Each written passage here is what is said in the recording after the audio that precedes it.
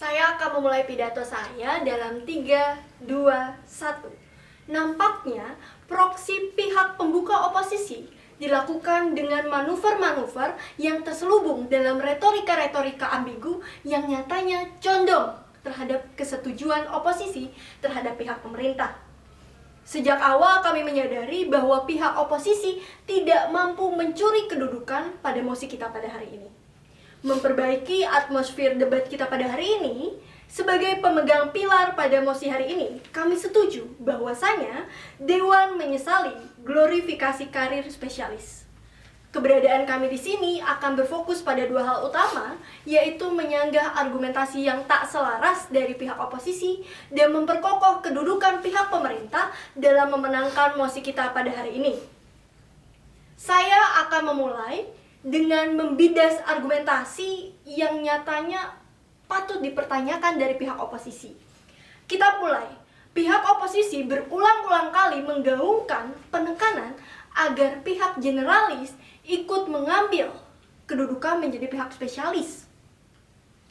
Ini membuat bahwasanya pihak oposisi seolah-olah dengan gamblang menutup mata kita hidup di negara berkembang, di mana tidak semua individu memiliki kesempatan baik dari segi waktu maupun material untuk mengenyam kehidupan spesialis.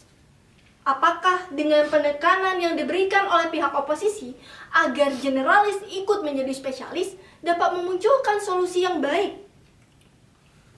Selanjutnya, kekeliruan oposisi kembali dimunculkan dengan memulai panorama adanya generalis dan spesialis yang mulai dikotak-kotakan. Ini tentu akan menciptakan kesenjangan yang berdampak pada menipisnya ketertarikan para perintis untuk ikut berkontestasi dengan para spesialis. Ini pembunuhan secara diam-diam, adanya kontestasi yang sehat, potensi yang sehat antara pihak spesialis dan pihak generalis. Menilik dari pembicara kedua, pihak oposisi pembuka, yang cenderung bermain-main dengan argumentasi yang condong kepada pihak pemerintah dengan mengungkapkan kekurangan para spesialis yang hanya menguasai satu bidang ilmu dengan pengambilan perbandingan antara dokter umum dan dokter spesialis. Apabila pihak oposisi sudah menyadari bahwa pihak spesialis hanya memiliki satu keuntungan bidang ilmu, bukankah itu poin yang memenangkan bagi kami pihak pemerintah? Pihak oposisi seolah-olah terombang-ambing dengan tidak mampu memunculkan solusi apapun apabila nantinya dengan banyaknya spesialis yang mereka tekankan dan nantinya menumpuk di masa depan, solusi apa yang mereka tawarkan apabila ada penumpukan spesialis dan adanya pengangguran nantinya? Pihak oposisi juga tidak memahami bahwasanya pemerintah berulang-ulang kali menekankan kami tidak menyetujui kegiatan glorifikasinya sebagai bentuk diskriminasi dengan para pekerja lainnya. Bukan menyalahkan adanya spesialisasi. Dengan perlakuan yang seimbang antara generalis dan spesialis, tentu akan memupuk, tentu akan merendahkan ketakutan bertahan hidup dalam kontestasi kerja. Masuk ke dalam pilar-pilar argumentasi yang ingin kami bangun, dengan adanya glorifikasi pada spesialis, maka akan mematikan para perintis yang mencoba merangkak untuk membangun karya dan inovasi.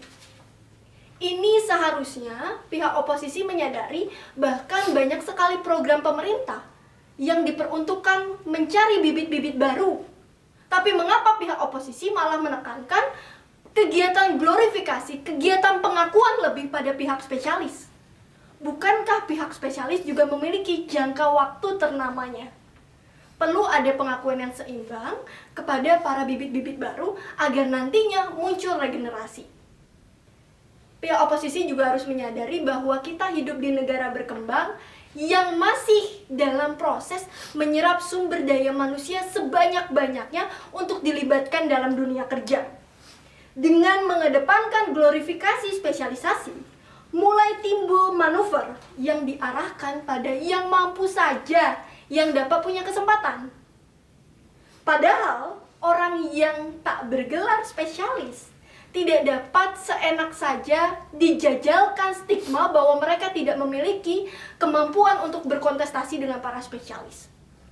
Mereka juga memungkinkan untuk memiliki bakat dan potensi terpendam.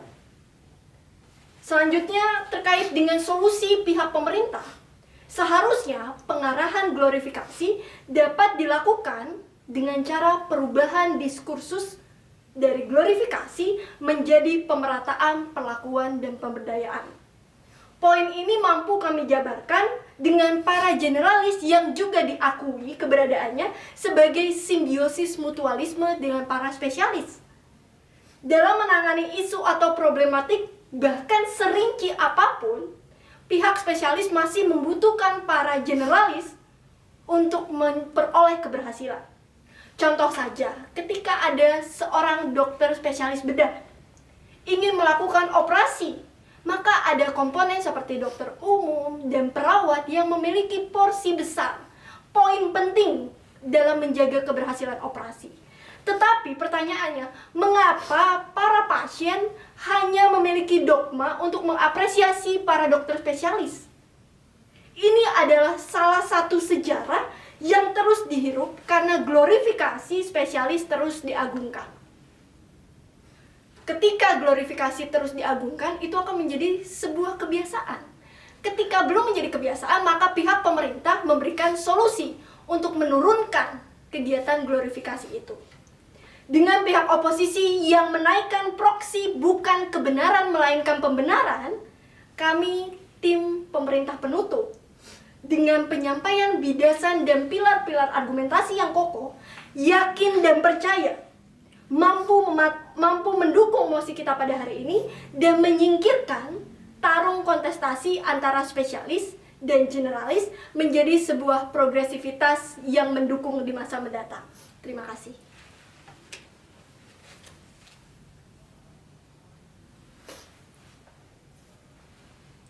Baik, pidato saya akan mulai dalam 3, 2, 1. Baik, dari awal sampai akhir, tim pemerintah tetap stand pada argumennya, tetap stand pada pendiriannya, bahwasanya dari awal juga kami menyebutkan bahwasanya kami tidak menolak adanya karir spesialis.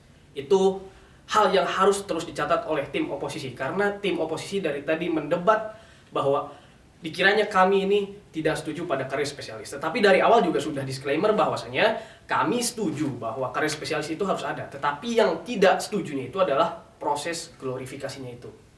Baik, Dewan Juri yang terhormat, sebagai manusia modern yang hidup di abad modern, ketika kita sudah melewati zaman kegelapan, kita sudah melewati Renaissance, dan di masa sekarang ini, kita harus lebih mulai berpikir logis dan masuk akal gitu.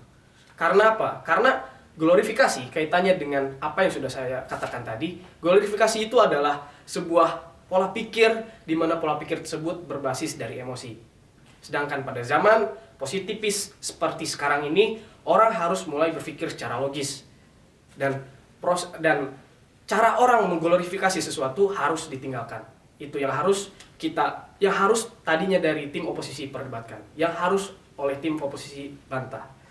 Kemudian glorifikasi itu juga merupakan logika falasi karena glorifikasi itu adalah proses berpikir yang berbasis emosi. Tidak semua orang akan sepakat apabila basisnya emosi gitu. Kemudian saya juga ingin memperkuat argumen-argumen dari kawan-kawan yang sudah sebelumnya menyampaikan di tim pemerintah.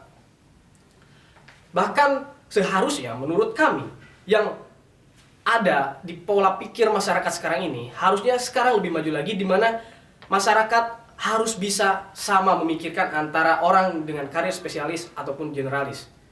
Alasannya apa? Karena karir spesialis dan generalis itu pada dasarnya sama-sama sulit, tetapi memiliki diversifikasi yang berbeda, sehingga keduanya horizon, tetapi tidak boleh salah satu diagung-agungkan dan salah satu hanya dianggap biasa.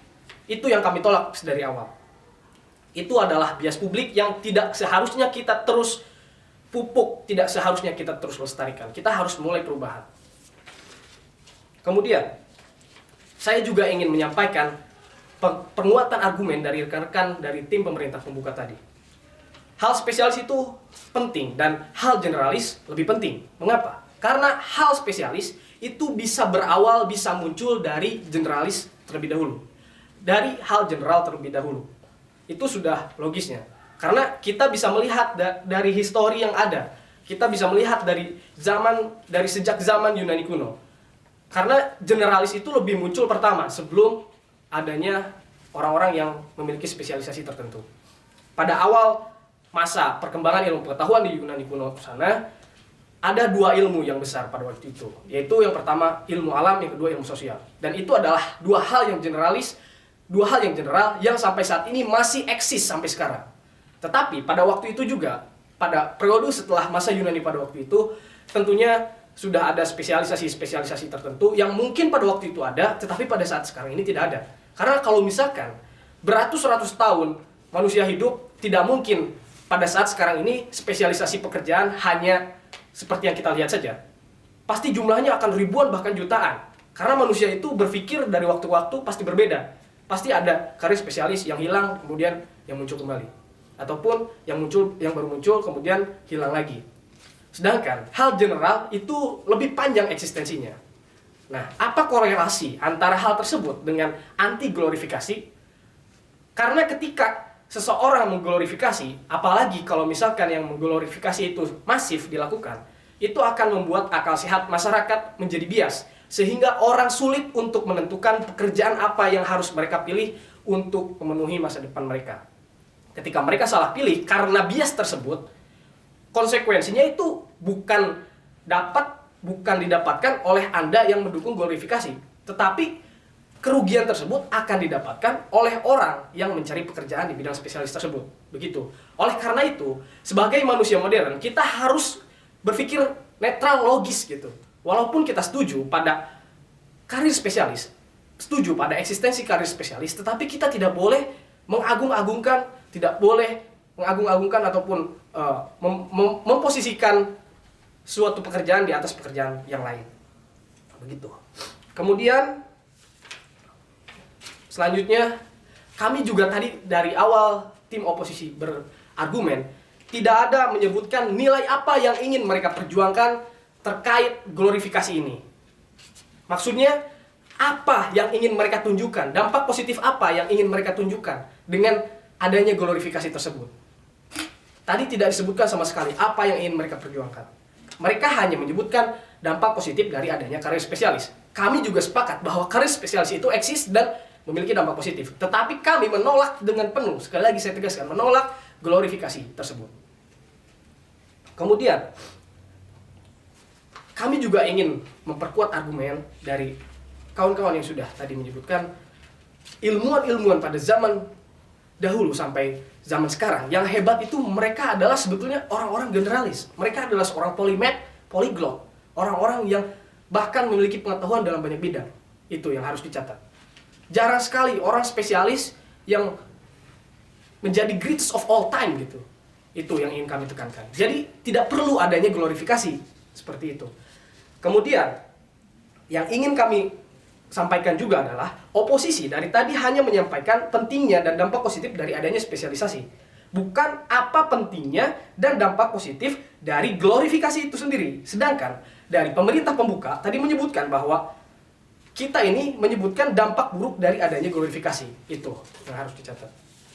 Kemudian, Dewan Juri yang terhormat, saya ingin mengambil contoh seorang pengusaha yang sukses di dunia. Dia adalah Elon Musk. Dia adalah seorang generalis sejati. Dia mulai karirnya dari financial teknologi sampai sekarang dia mengembangkan SpaceX. Closing statement dari saya, bahwasanya profesi yang ada harus dipandang horizon dan setara. Manusia berhak menjadi apa yang dia inginkan dan menjadi apa yang dia bisa. Tidak perlu mengagung-agungkan sebuah profesi. Sekali lagi, penekanannya tidak perlu mengagung-agungkan sebuah profesi. Itu saja yang ingin saya sampaikan. Terima kasih.